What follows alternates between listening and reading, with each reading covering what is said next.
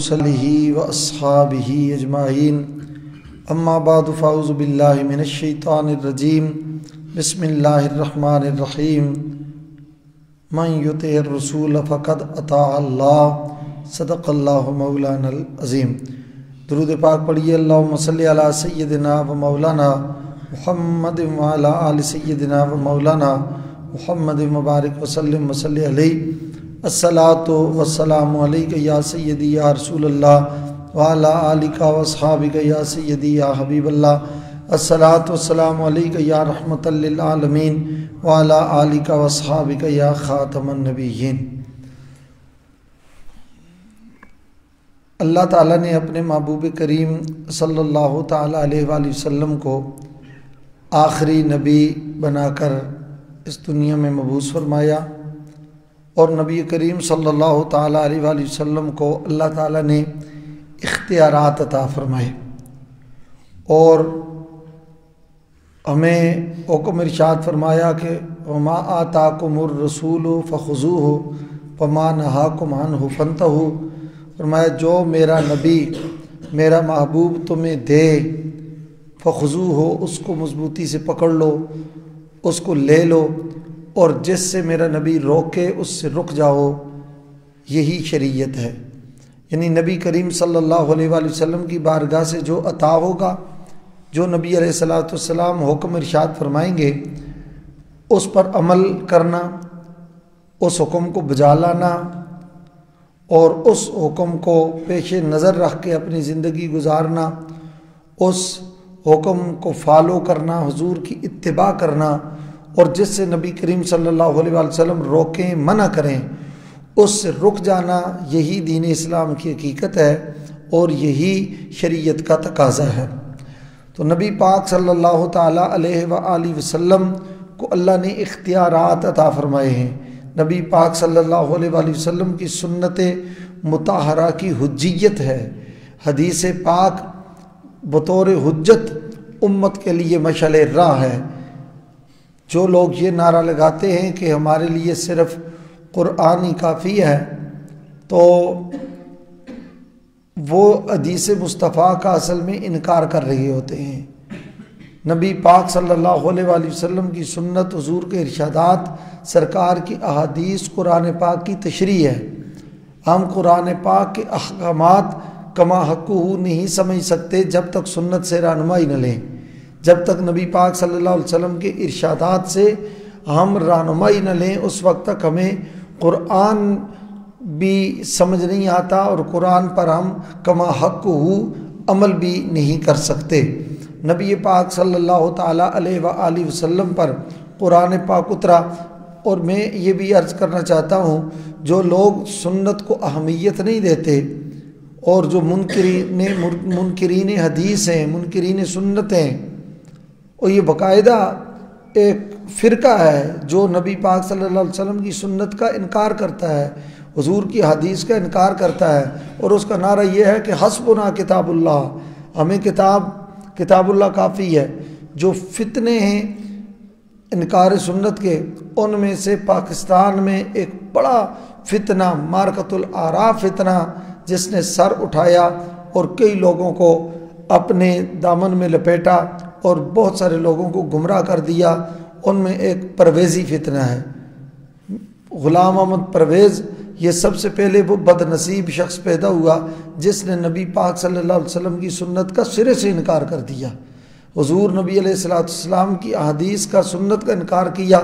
اور اس نے کہا کہ ہمارے لیے قرآن کافی ہے۔ اس کے فالورز آج بھی موجود ہیں۔ تو اس ضمن میں میں اتنی بات عرض کرنا چاہتا ہوں کہ آپ قرآن ہمارے سامنے اترا ہے،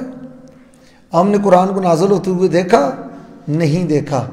ہمارے سامنے اترا، ہم نے قرآن کے نزول کے اپنی آنکھوں سے نہیں دیکھا۔ کیا کسی جگہ پہاڑ پر نمودار ہوا؟ تو آپ کہیں گے نہیں، قرآن اترا ہے سینہ مصطفیٰ پر۔ قرآن نبی پاک صلی اللہ علیہ وسلم کے سینے پر اترا ہے، اور رسول اللہ صلی اللہ علیہ وآلہ وسلم نے پھر صحابہ کو بتایا ہے کہ یہ اللہ کا قرآن ہے، رب یہ فرماتا ہے، رب کا یہ اعلان ہے۔ وہ آیات رسول اللہ صلی اللہ علیہ وآلہ وسلم نے اپنی زبان مبارک سے بول کر لکھوائی ہیں کاتبین وحی کو۔ بس میں اتنا سوال پوچھنا چاہتا ہوں، اور آپ بھی ایسے جو سنت مصطفیٰ اور حجیت حدیث کے جو منکر ہیں ان کے سامنے سوال رکھیں کہ قرآن کیا آپ کے پاس آیا ہے؟ کیا آپ پر نازل ہوا ہے؟ قرآن تو رسول اللہ پر نازل ہوا ہے، اور اگر آپ کے نزدیک حضور کے ارشادات کی سند نہیں، حضور کے ارشادات اور حضور کے فرامین حجت نہیں ہے، تو قرآن بھی تو رسول اللہ نے پڑھ کے ہمیں بتایا ہے کہ یہ اللہ کا قرآن ہے، اور نبی علیہ السلام نے یہ قرآن بھی بولا، پھر اپنے ارشادات بھی فرمائے، اور سرکار دو عالم صلی اللہ علیہ وسلم کی زبان عربی ہے، قرآن عربی میں نازل ہوا، رسول اللہ ارشادات فرما رہے ہیں وہ عربی ہے، اب قرآن بھی عربی، سرکار کے فرامین بھی عربی، تو نبی علیہ السلام نے بتایا یہ قرآن ہے، یہ میرا فرمان ہے، تو صحابہ قرآن کو الگ لکھتے رہے، حضور کے فرامین کو الگ لکھتے رہے۔ یہ تو نبی علیہ السلام نے بتایا ہے کہ یہ قرآن ہے اور یہ قرآن کی آیات ہیں، ہم نے تو اترتے ہوئے نہیں دیکھا، ایک دیکھنے والے کا کہا مان لیا ہے، بن دیکھے اسے ہم نے خدا مان لیا ہے۔ یہ تو حضور کے کہنے پر اللہ کے وجود کا بھی اقرار ہوا، سرکار دو عالم صلی اللہ علیہ وسلم جو فرماتے گئے ہم وہ مانتے گئے، سرکار جو فرماتے گئے مسلمان وہ تسلیم کرتے گئے۔ حضور نے فرمایا یہ قرآن کی فلاں صورت ہے، یا رسول اللہ ایسے ہی ہے، یہ فلاں صورت کی آیت ہے۔ دیکھیں نا کئی صورتوں کا نبی کریم صلی اللہ علیہ وسلم نے آیت اس صورت کے ساتھ لکھائی، دوسری آیت دوسری صورت کی نازل ہوئی تو سرکار نے اس صورت کے ساتھ لکھائی۔ یہ سارا قرآن جو لکھانے والے ہیں یہ تو جناب محمد رسول اللہ صلی اللہ تعالی علیہ وآلہ وسلم ہیں، ان کی زبان پر اعتماد کیا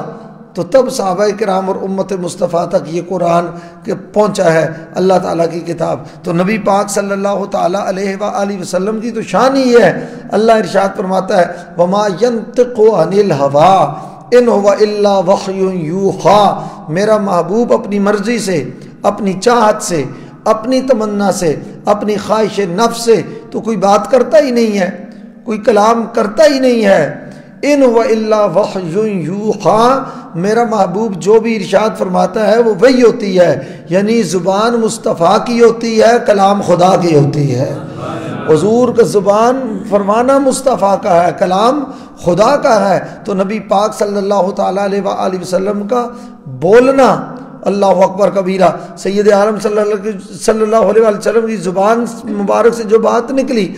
حضرت زید ایک صحابی ہیں، وہ نبی علیہ السلام کی ہر بات لکھ لیا کرتے تھے، سرکار جو ارشاد فرماتے وہ نوٹ کر لیتے، جو حضور ارشاد فرماتے وہ لکھ لیتے۔ حضرت امیر المومنین سیدنا فاروق اعظم رضی اللہ تعالیٰ عنہ نے ایک دن ان کو منع کیا، فرمایا نبی کریم صلی اللہ علیہ وآلہ وسلم کبھی حضور جلال کی کیفیت میں ہوتے ہیں، کبھی خاص کسی کو تنبیہ فرماتے ہیں، کسی خاص اس مقصد کے لیے کوئی حکم ارشاد فرماتے ہیں، کبھی حضور عذرائے شفقت مزاح بھی فرماتے ہیں، تم ہر بات لکھتی ہو، نہ لکھا کرو، تو انہوں نے لکھنا چھوڑ دیا۔ کچھ عرصہ کے بعد نبی کریم صلی اللہ علیہ وآلہ وسلم نے ان کو مخاطب کر کے پوچھا، فرمایا او فلان تو میری باتیں لکھتا تھا، میرا کلام لکھتا تھا، اب نہیں لکھتا؟ تو وہ عرض کرنے لگے یا رسول اللہ مجھے حضرت فاروق اعظم نے منع کر دیا ہے کہ حضور کبھی جلال کی کیفیت میں کوئی ارشاد فرماتے ہیں، کوئی کبھی تنبیہ فرماتے ہیں، کبھی عذر شفقت مزاح فرما دیتے ہیں، تو اس لیے حضور میں نے چھوڑ دیا لکھنا۔ سرکار نے فرمایا اکتب ہو لا یخرج منہ الا حق، فرمایا میں جو کچھ بھی بولوں، جو بھی ارشاد فرماؤں، تو میری ہر بات لکھ لیا کر، اس لیے خدا کی قسم میرے منہ سے حق کے علاوہ کوئی بات نکلتی ہی نہیں ہے، میں جو بولتا ہوں، جو راز کھولتا ہوں وہ حق ہے۔ حضور کے زبان مبارک سے، سرکار دو عالم صلی اللہ تعالیٰ علیہ وآلہ وسلم کی زبان مبارک سے جو بات نکلتی ہے وہ حقیقت میں وہ وحی کی قسم ہے۔ اچھا اتنی بات عرض کروں، ہمارے محدثین نے نا، بزرگان دین نے وحی کی دو قسمیں لکھی ہیں، وحی کی دو قسمیں، ایک ہے وحی مطلوب اور ایک ہے وحی غیر مطلوب۔ وحی مطلوب وہ ہوتی ہے جس کی تلاوت کی جاتی ہے، یعنی قرآن پاک، یہ پورا قرآن پاک یہ وحی مطلوب ہے جس کی تلاوت کی جاتی ہے، بطور تلاوت جس کو پڑھا جاتا ہے۔ اور دوسری قسم ہے وحی کی وحی غیر مطلوب ہے، وہ بھی من جانب اللہ ہے مگر اس کی تلاوت نہیں کی جاتی۔ وہ کون سی ہے؟ وہ احادیث مبارکہ ہیں، وہ رسول اللہ صلی اللہ علیہ وسلم کے ارشادات ہیں، حضور کے فرامین ہیں، سرکار دو عالم صلی اللہ علیہ وآلہ وسلم کی گفتگو ہے، نبی علیہ السلام کا کلام ہے، وہ بھی وحی ہے۔ مگر صرف یہ کہ اس وحی کی تلاوت نہیں ہوتی تو نہ اللہ تعالیٰ ارشاد فرماتا ہے وما ينطق عن الهوى ان هو الا وحی یوحى۔ میں پہلے جیسے عرض کر چکا ہوں کہ میرا محبوب اپنی مرضی سے تو گفتگو کرتا ہی نہیں ہے۔ الفاظ زبان صرف مصطفیٰ کی ہوتی ہے، الفاظ تو من جانب اللہ ہوتے ہیں۔ اسی لیے بزرگان دین نے فرمایا نا کہ بلکہ میرے تاجدار گولڈا کی طرف یہ منسوب ہے مائیہ ہے، مگر اس میں عقیدہ بھی ہے کہ کوئی رتبے نہ تولے، کوئی رتبے نہ تولے، او دی ریسا کون کرے جے دے منہ وچوں رب بولے۔ ٹھیک ہے جی، گفتئے او گفتئے اللہ بود، مولانا روم فرماتے ہیں گفتئے او گفتئے اللہ بود گرچہ از حلقوم عبداللہ وبد۔ فرمایا ان کا کہنا حقیقت میں خدا کا کہنا ہے، ان کا بولنا حقیقت میں خدا من جانب اللہ ہے، وہی ہے، اگرچہ وہ ان سے اللہ کے بندے کی زبان سے، اللہ کے بندے کی زبان سے یہ الفاظ نکلے ہیں، یعنی رسول اللہ صلی اللہ علیہ وسلم کی زبان سے، تو حقیقت میں یہ الفاظ بھی من جانب اللہ ہیں۔ تو رسول اللہ صلی اللہ علیہ وسلم کے فرامین، حضور کی سنت، ارشادات کی حجیت ہے۔ اگر حضور نبی علیہ السلام کی حدیث کو اور سنت کو چھوڑیں تو پھر آپ تو دین کی روح کو فراموش کر دیں گے، آپ کی رہنمائی کون کرے گا؟ اب دیکھیے اللہ تعالیٰ قرآن پاک میں ارشاد فرماتا ہے ان الصلاۃ کانت علی المؤمنین کتابا موقوتا، کہ نماز مومنوں پر مقررہ وقت میں فرض ہے۔ یہ حکم ہو گیا قرآن پاک میں، اللہ تعالیٰ نے ارشاد فرما دیا کہ وقت مقررہ پر نماز فرض ہے۔ تو مجھے قرآن سے فجر کی نماز کا وقت نکال کر دکھائیں۔ جو ان کے نزدیک حدیث مصطفیٰ حجت نہیں، سنت مصطفیٰ حجت نہیں، ان سے سوال ہے اب قرآن سے فجر کی نماز کا وقت نکالیں، کس ٹائم شروع ہوتا ہے، کس ٹائم ختم ہوتا ہے، ابتدائی وقت کون سا ہے، انتہائی وقت کون سا ہے۔ ظہر کی نماز کا وقت نکالیں کہ کس وقت شروع ہوتا ہے، کس وقت ختم ہوتا ہے، اور سارا اسی طرح نمازوں کی اوقات ہیں۔ اسی طرح حج کا حکم تو ہے قرآن پاک میں، فَلِلَّهِ عَلَى النَّاسِ حِجُّ الْبَيْتِ مَنِ اسْتَطَاعَ إِلَيْهِ سَبِيلًا۔ حج کے جتنے مناسک ہیں، حج کے جتنے مناسک ہیں، اعمال افعال ہیں، کس طرح نیت ہے، کس طرح احرام باندھنا ہے، کس جگہ سے باندھنا ہے، میقات کہاں ہے، احرام کی پابندیاں کیا ہیں، خوشبو نہیں لگانی، سر نہیں ڈھانپنا، سلا ہوا کپڑا نہیں پہننا، کیا کیا مناسک ہیں، کیا کیا افعال ہیں، اور آج کس انداز میں کرنا ہے، کن چیزوں سے بچنا ہے تاکہ دم لازم نہ آ جائے، یہ لوازم، یہ سارے کس نے بیان کیے ہیں؟ یہ جناب محمد رسول اللہ نے بیان فرمائے۔ یہ دین کا سارے احکامات، ارشادات، تشریعات، رہنمائی رسول اللہ صلی اللہ علیہ وآلہ وسلم نے کی ہے، اور اپنی احادیث سے کی ہے، اپنے ارشادات سے کی ہے۔ یہ سارے مسائل دینیہ یہ تو حضور کے احادیث سے بیان ہوئے ہیں۔ اگر حدیث کو حجت نہ مانو، حدیث کو سامنے نہ رکھو، تو پھر مسلمان کوئی کامل اپنی اس پورے جو تقاضے ہیں شرعی اس کے مطابق تو مسلمان ایک قدم بھی نہیں چل سکتا۔ یہ سب کچھ نبی پاک صلی اللہ علیہ وآلہ وسلم نے بیان فرمایا ہے۔ جو نکتہ وروں سے کھل نہ سکا اور فلسفیوں سے حل نہ ہوا، وہ راز کملی والے نے بتلا دیا چند اشاروں میں۔ وہ شمع اجالا جس نے کیا 40 برس تک غاروں میں، ایک روز چمکنے والی تھی سب دنیا کے درباروں میں، گر ارض و سما کی محفل میں، لو لاک علماء کا شور نہ ہو، یہ رنگ نہ ہو گلزاروں میں، یہ نور نہ ہو سیاروں میں۔ یہ تو نبی پاک صلی اللہ علیہ وآلہ وسلم کی وجہ سے یہ اسلام کی تشریح ہمارے سامنے ہے اور ہمارے لیے عمل کرنا آسان ہے۔ ان ابی ہریرہ رضی اللہ تعالی عنہ ان رسول اللہ صلی اللہ علیہ وسلم قال من اطاعنی فقد اطاع اللہ ومن عصانی فقد عصى اللہ، متفق علیہ۔ امام بخاری اور امام مسلم دونوں اپنی صحیحین میں یہ روایت لے کے آئے ہیں، حضرت ابو ہریرہ کے راوی ہیں، اور رسول اللہ صلی اللہ علیہ وسلم نے ارشاد فرمایا کہ جس نے میری اطاعت کی اس نے میری اطاعت نہیں کی، حقیقت میں اللہ کی اطاعت کی ہے۔ جس نے میری اتباع کی، اطاعت کی، فرمانبرداری کی، اس نے حقیقت میں اللہ کی اطاعت کی۔ ومن عصانی فقد عصى اللہ، اور جس نے میری نافرمانی کی، رسول اللہ فرما رہے ہیں جس نے میری نافرمانی کی اس نے اللہ کی نافرمانی کی، یعنی جس نے میرا حکم مانا اس نے اللہ کا حکم مانا، جس نے میرے حکم کو تسلیم نہ کیا اس نے اللہ کے حکم کو چھوڑ دیا۔ تو ظاہر ہے سنت مصطفیٰ حجت ہے، حضور کے ارشادات حجت ہیں، دلیل ہیں،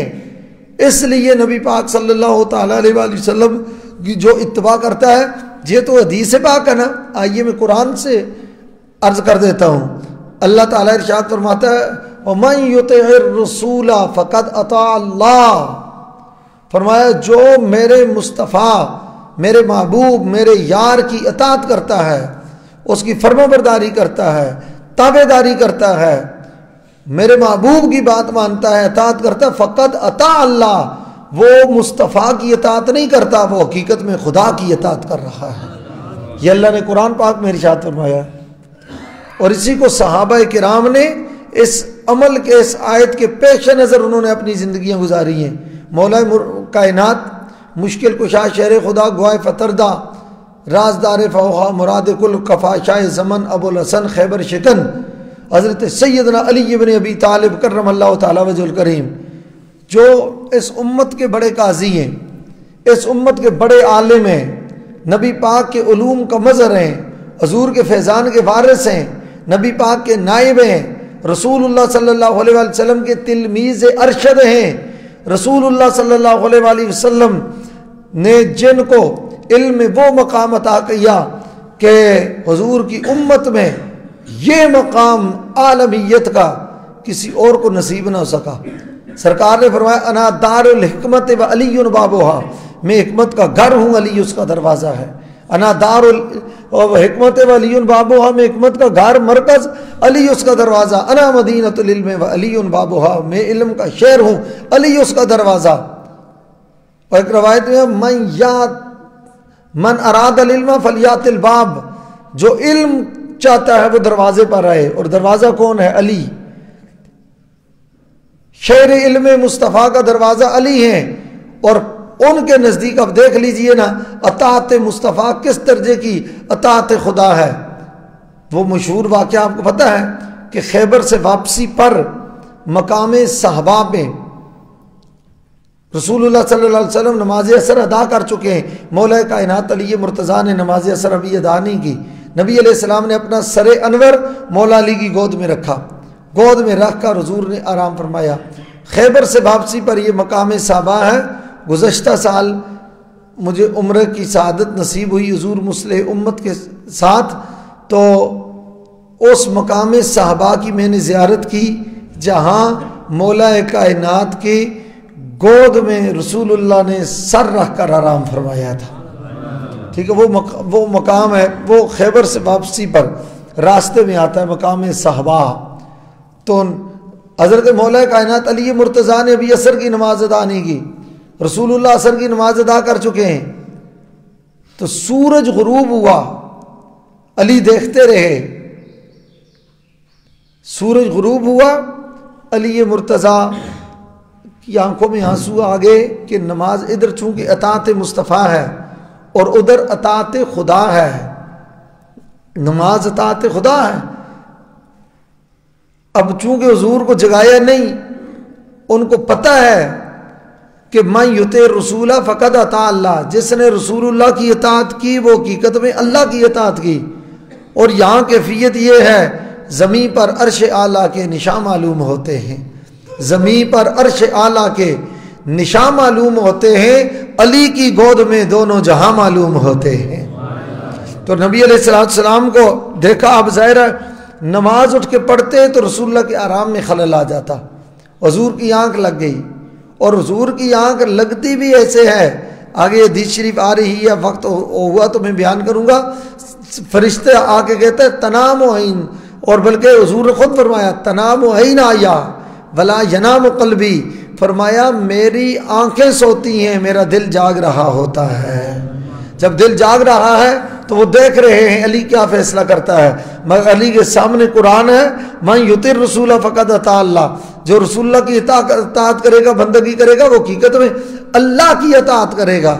اللہ کی اطاعت، حضور کی جو فرما برداری کرے گا وہ حقیقت میں اللہ کی اطاعت کرے گا۔ تو علی مرتضیٰ نے فیصلہ کر لیا، کہا نمازیں گھر قضا ہوں پھر ادا ہوں، نمازیں گھر قضا ہوں پھر ادا ہوں، نگاہوں کی قضائیں کب ادا ہوں۔ علی مرتضیٰ نے جو ہی سورج غروب ہو گیا، عصر رہ گئی، تو رسول اللہ صلی اللہ علیہ وآلہ وسلم نے علی مرتضیٰ کو دیکھا، فرمایا علی کیوں افسردہ ہو، پریشان کیوں، وجہ کیا ہے؟ عرض کی یا رسول اللہ میری عصر کی نماز رہ گئی ہے، یعنی عصر کی نماز نہیں پڑھی، اور سرکار فرما رہے علی قضا پڑھو گے یا ادا پڑھو گے،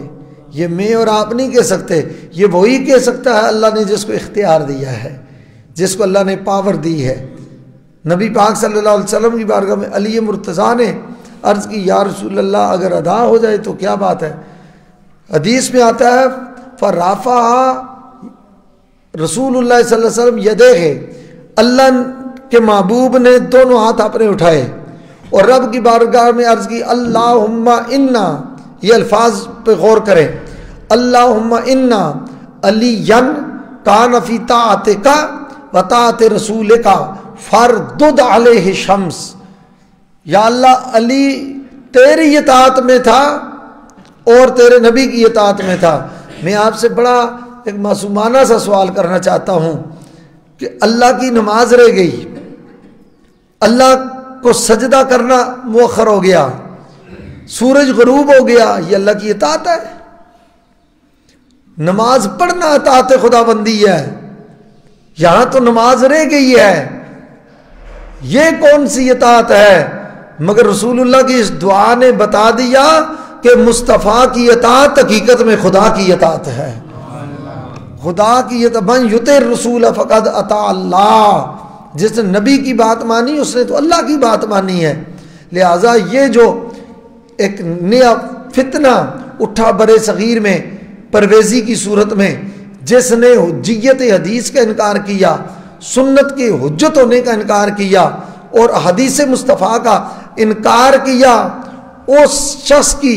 جڑیں کاٹ رہی ہے یہ حدیث اور یہ آیت کہ رسول اللہ صلی اللہ علیہ وآلہ وسلم قرآن سے الگ نہیں ہے، نبی پاک صلی اللہ علیہ وآلہ وسلم ہی قرآن کے حامل بھی ہیں، شارع بھی ہیں اور قرآن کے احکامات بیان کرنے والے ہیں، اور قرآن نے یہ راز بتا دیا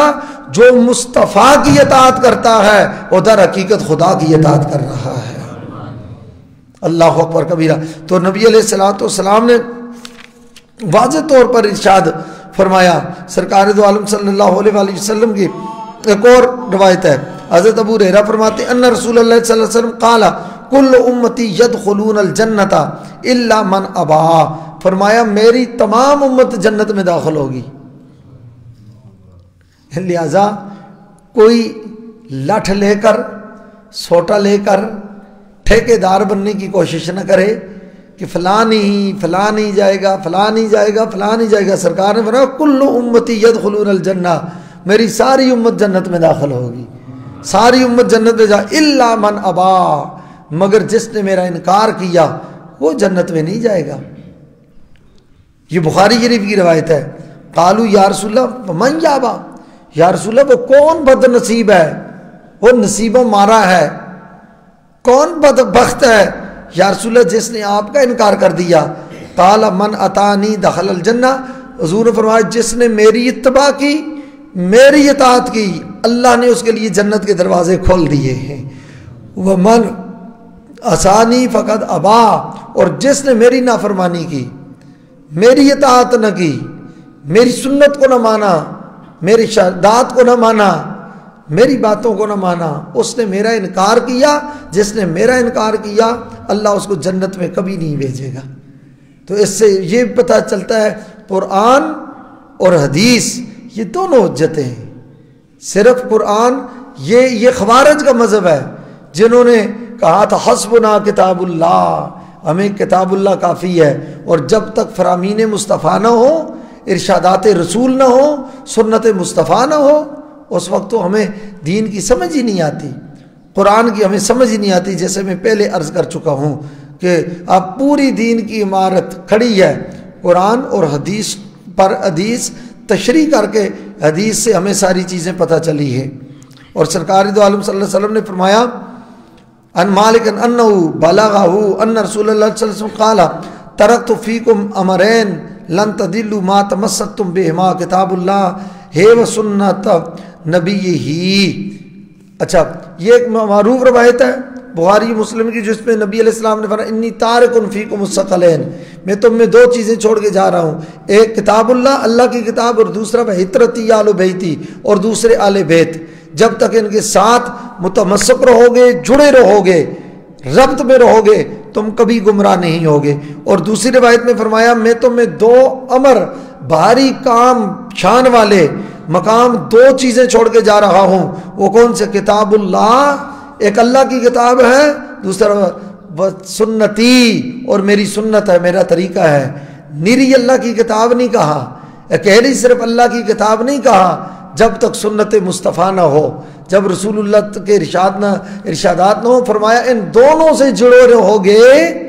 تو تب تم کامیاب ہو جاؤ گے، ان دونوں میں سے کسی کو چھوڑو گے تو گمراہ ہو جاؤ گے۔ تو اسی لیے جس طرح قرآن حجت ہے، اسی طرح رسول اللہ صلی اللہ علیہ وسلم کی سنت اور ارشادات مبارک بھی حجت ہیں۔ بے شمار اس پر روایات ہیں، چونکہ ٹائم ہو چکا ہے آپ نماز کا، میں اس وقت ان پر نہیں جانا چاہتا، صرف ایک حدیث سن لیں۔ حضرت ابو ہریرہ فرماتے ہیں حضور نے فرمایا التمسک بسنتی عند فساد امتی لہو اجر شہید، یہ پہلی روایت ہے۔ سرکار نے فرمایا جب امت فساد میں مبتلا ہو جائے، اس وقت جس نے میری ایک سنت کو اپنایا اللہ اس کو شہید کا درجہ عطا فرما دے گا۔ اور یہ ایک شہید کا کہا، اور دوسری میں ہے من تمسک بسنتی عند فساد امتی فلہ اجر مئۃ شہید،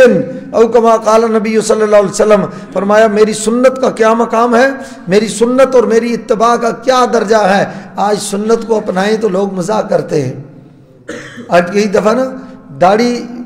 والوں سے مذاق کرتے ہیں، مسواک کریں تو اس سے مذاق کرتے ہیں، شلوار ٹخنوں سے اوپر کر دیں تو اس سے مذاق کرتے ہیں۔ جو رسول اللہ صلی اللہ علیہ وسلم کی سنتیں اپنائے تو اس سے مذاق کرتے ہیں، امامہ باندھے، ٹوپی رکھیں تو کئی کہتے ہیں یہ تو مولوی بن گیا ہے، یہ تو مسیتڑ بن گیا ہے۔ سن لو، یہ اس وقت جب لوگ سنتیں چھوڑ رہے ہوں، سنتیں ترک کر رہے ہوں، اور سنتیں اپنانے کی وجہ سے لوگ آپ کو تانا دے رہے ہوں، سنتوں پر عمل کرنے کی وجہ سے لوگ آپ کو برا بھلا کہہ رہے ہوں یا کارت کی نظر سے دیکھ رہے ہوں، رسول اللہ کا فرمان سنیں اور اپنے دل کو ٹھنڈک عطا کریں۔ سرکار دو عالم صلی اللہ علیہ وسلم نے فرمایا من تمسک بسنتی عند فساد امتی، جب میری امت میں فساد مبتلا ہو جائے اور وہ سنتوں سے منہ موڑ رہے ہوں، میرے راستے کو چھوڑ رہے ہوں، میری سنتوں سے اور فرامین سے تعلق توڑ رہے ہوں، فرمایا اس وقت جو میری ایک سنت پر عمل کرے گا اللہ اس کو 100 شہیدوں کا ثواب عطا فرمائے گا۔ ایک سنت پر عمل کرنا 100 شہیدوں کا ثواب،